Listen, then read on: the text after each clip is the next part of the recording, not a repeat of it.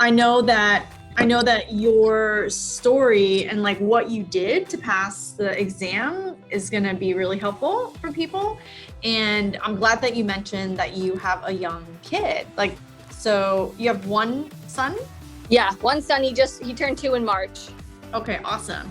Yeah. So a lot of times people tell me that, you know, they're concerned about the studying and how to structure themselves, or maybe not even take the CHT exam because they have kids. And I'm like, no, you should do it, even if you have kids. Yeah. So, I mean, it depends on where you want to go with your career and like how long you want to wait. Because once you have a kid, you have a kid, you know, right? Yeah. So tell me a little bit about what you did in terms of like planning for your studying. Yeah. So I think before, like Jordan, my husband, knew that I was planning on taking this exam at some point in my career. And I kind of just told him, I was like, I don't want to do it when we have 2 kids because we're currently pregnant as well.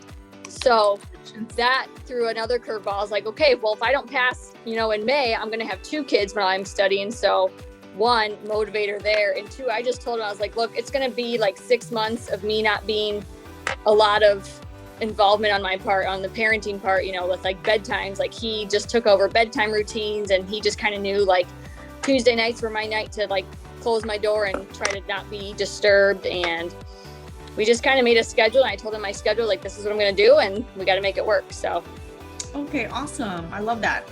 I think it's part of just like the planning process, and just getting certain people on your team to say, hey, it's only for a short period of time. Right. You know? Right.